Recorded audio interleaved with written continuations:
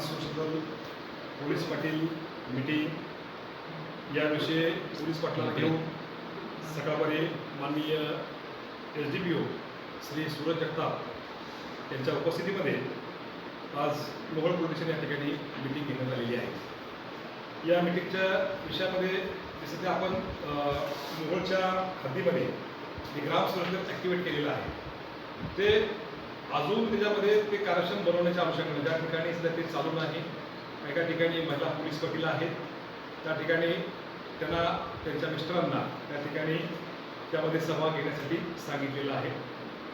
Policy अशी आहे की मोहोळ पोलिसांच्या हद्दीमध्ये कोणत्याही प्रकारच्या उलट्या चोऱ्या मोठ्या चोऱ्या त्या होऊ नयेत हा उद्देश आहे।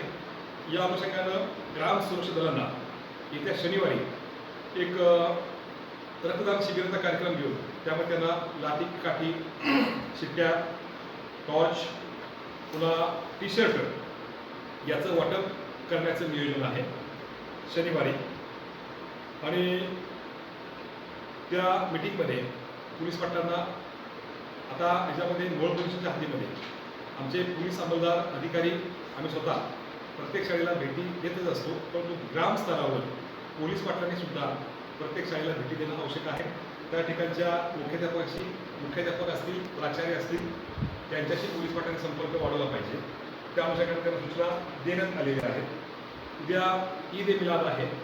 ईद-ए-मिलाद मोहोळ आणि पेनू या दोन ठिकाणी साजरा केला जातो।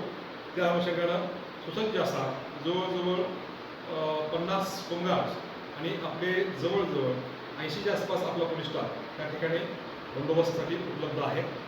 अतिशय हद्दीमध्ये कुठल्या प्रकारच्या ईद-ए-मिलादच्या अनुषंगानं कुठल्या प्रकारचा प्रॉब्लेम होणार नाही याची दक्षता मोहोळ पोलीस स्टेशन यांनी घेतलेली आहे। तसेच आगामी काळामध्ये 14 तारखेपासून 25 तारखेपर्यंत सप्टेंबरच्या गणेश उत्सव संपूर्ण महाराष्ट्रामध्ये साजरा होतोय। त्या अनुषंगानं सुद्धा पोलीस पाटलांना सूचना देऊन त्यांना अवगत केलेलं आहे।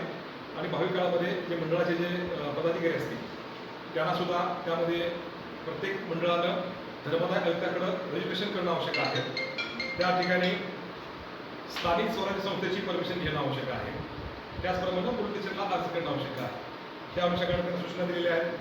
प्रत्येक मंडळाच्या ज्या ठिकाणी मूर्तीची स्थापना होणार आहे त्या ठिकाणी CCTV कंपल्सरी करण्यात त्यांना सांगितलेलं आहे। त्या ठिकाणी स्वयंसेवक 24 तास त्या ठिकाणी स्वयंसेवक